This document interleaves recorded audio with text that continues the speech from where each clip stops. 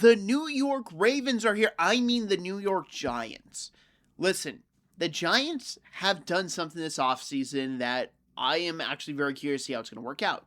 They skinned the Baltimore Ravens alive, taking the head coach, and pretty much he's the ultimate decision maker, as you saw with a lot of moves they made in the offseason where, hey, let's bring some Ravens in, coaches, players. It was a Ravens fest. And it's very interesting because recently, everyone would tell you the Ravens have been one of the most underachieving teams in the NFL in recent years. And it's going to be very fascinating to see if this will work in New York. Maybe it's going to be a different conference. Maybe because you don't have to go against these metahuman quarterbacks that you get the benefit of the doubt.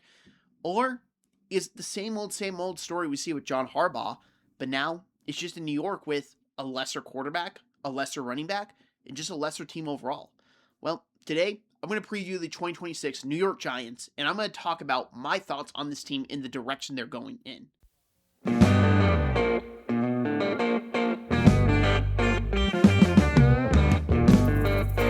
The Giants were active in free agency, bringing Isaiah Likely from the Ravens with a connection to Harbaugh, bringing Jermaine Ilmanoir, who I feel like I butchered his name, but is a serviceable right tackle and has, again, a connection to John Harbaugh playing with the Ravens in 2019. Tremaine Edmonds was a really, really good linebacker with the Buffalo Bills, but just didn't achieve those heights in Chicago. But maybe you can unlock something there. Maybe playing behind this defensive line can really help him. DJ Reader, he is a good interior defensive lineman, but he's getting up there in age. But the one thing I will say is he can stuff a run like no one else. Jordan Stout, just an amazing punter. I got nothing to critique there. Greg Newsome, Patrick Ricard, Micah McFadden, Darnell Mooney, Shelby Harris, Ardarius Washington. They brought in a lot of new faces. I didn't even list off everyone they signed. But they also lost in talent. They lost 4 guys to the Titans in Wan'Dale Robinson, Cordell Flott, Daniel Bellinger, and Austin Schlottman. That is going to hurt because I really like Flott as a nickelback. I think he can be a very good nickelback in the NFL. Bellinger was a good tight end, but Isaiah Likely is an upgrade over him. But Wan'Dale Robinson's the one that really interests me because he is such a versatile slot wide receiver that he can really help open up an offense, really be a target that you focus on and get first downs with.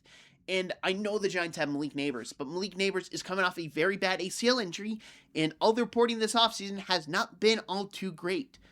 But let's be real here. The biggest loss for the Giants happened with Dexter Lawrence getting traded to the Bengals. Now, you got the 10th overall pick in it, which we'll talk about here in a second, but losing Sexy Dexy does not make your team better. It makes it worse because he's such a dynamic defense tackle. And I understand he didn't have the best season last year. He really didn't play like his heart was in it. He wanted a new contract, and the Giants regime really didn't want to give it to him. And you could see it on the field where he wasn't all effort. He wasn't giving his all, which, I mean, if that's the Dexter Lawrence you're trying to replace, you're not really missing out on much. Now, the 2024 Dexter Lawrence, that's the guy you'll miss, but you didn't have him last year. So it's going to be very interesting to see how the Giants really maneuver this defense without him and what's their game plan going to be.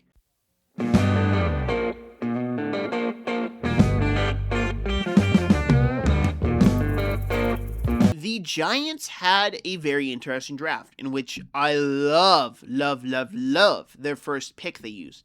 Then everything else, I have questions.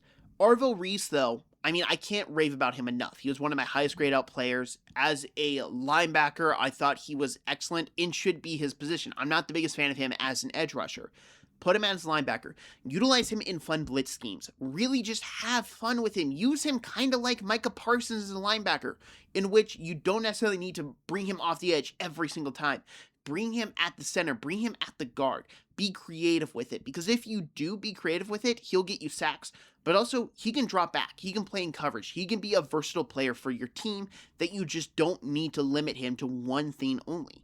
Francis Mauigoa. This is a pick I like, but I'm concerned with because I really wonder if he's going to be a better guard in the NFL than a tackle. And I believe when they announced the pick, he was announced as a guard. So if that's the plan, I love it a lot more. I think he's a big physical guy that if he gets his hands on you, you're not going anywhere. And if you really want to utilize that to the fullest strength, you move him into guard because you're more likely to get your hands on someone and you're more likely just to drive them into the dirt over and over again. And that's where I think Francis Mauigoa can really thrive.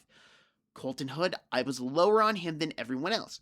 mainly because he was a press man corner that has all the issues of a press man corner. I do not trust him in zone coverage at all. And that's a big thing when I look at the modern NFL, and a lot of the coverage schemes are zone coverage. I don't think he's going to be utilized a whole lot in that aspect of the field. And if he's on the field then, and teams know he can't play zone, you're either going to target him at zone or you're giving away its man coverage every time. Malachi Fields, very interesting pick, as he only has one position in the receiver room. It's an X wide receiver. He's a big guy. He has good speed. He can be very versatile in a run blocking type way, as he will block his butt off if the running back goes to the outside, or just in general. He's going to be very interesting.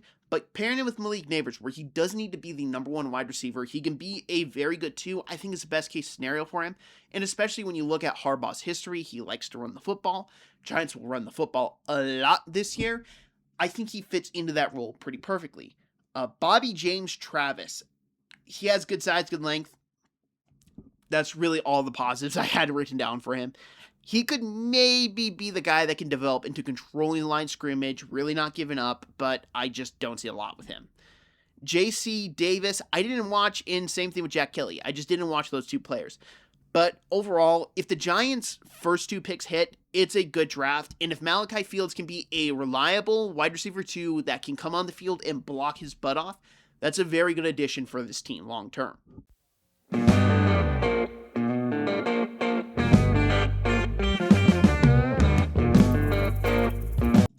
What is John Harbaugh as a head coach? Well, he's a Hall of Fame level head coach that has won the Super Bowl with the Baltimore Ravens. But how's he going to do with the New York Giants? We truly don't know right now, because Hall of Fame coaches rarely become available. And it could be a great situation like we saw with Andy Reid leaving Philadelphia to go to Kansas City, and how he turned them into an eventual dynasty. Or it could be like Bill Belichick going to North Carolina and just struggling, showing that maybe his time has come as a head coach of football.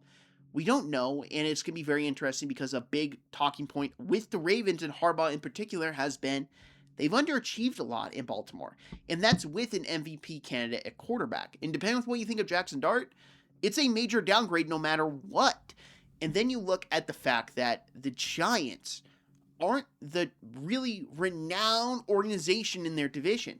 That's the Eagles. Even the Cowboys you'd have to put above them. And Commanders, recent success, they'd be above them as well. And everything that you just think about the Giants, it's so dependent on how well Harbaugh does just transitioning to the head coach / GM role, because he's pretty much the GM. And maybe there's hope.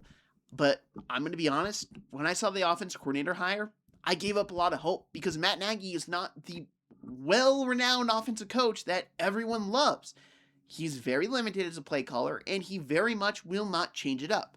So I look at the Giants right now with the staff Harbaugh has put together, which I do like outside of Nagy, but I just have so many questions on how he's going to transition to the Giants from the Ravens.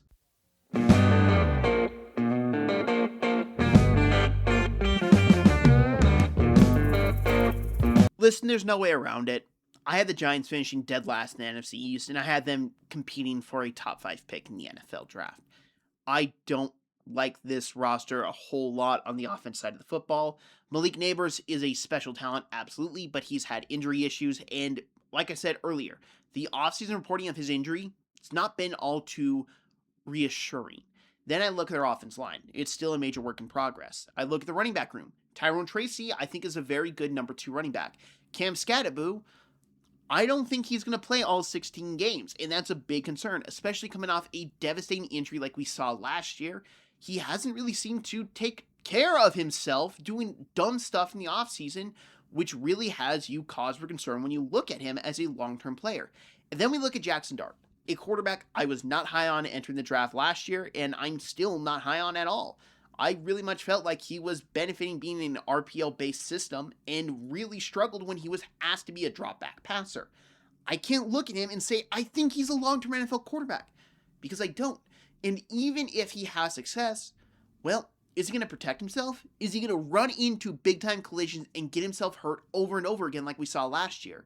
Which is not good for a young player right now. He needs to learn, he needs to develop, and he needs to get a better sense of the game of football. And I don't feel like he's got that in him. And a big part of that is because the college coaching he had didn't really develop him to be an NFL quarterback. He was developed to be a college level quarterback, and college level quarterbacks will do that stuff in college. They don't transition well to the NFL. And that's really where I'm at with the Giants, is that they maybe have some pieces. I love Abdul Carter. I love a lot of their defensive pieces. Brian Burns, maybe you look to trade him, maybe you don't, but he's still a very talented player. I just don't think a team that's relying on Jackson Dart to take a step forward, a team that's relying on Cam Skadaboo to stay healthy, a team that's relying on so many things to break their way, including offensive line, that they're going to be anything above a last place team in their own division. I'd like to say thank you very much for watching this video. If you like this video, hit that like button for your channel, hit that subscribe button for your share list. I'd greatly appreciate it. I'm doing 32 in 32 days, 32 NFL team previews in 32 consecutive days. Today was the Giants, tomorrow is the Jets, yesterday was the Saints. I hope you enjoyed this, and I hope you check out some other team previews. And if you have anything you want to say about this video, go down in the comment section. I'll read your comment, and I'll try to respond to it. But I'd like to say thank you very much for watching, and I hope y'all have an amazing day.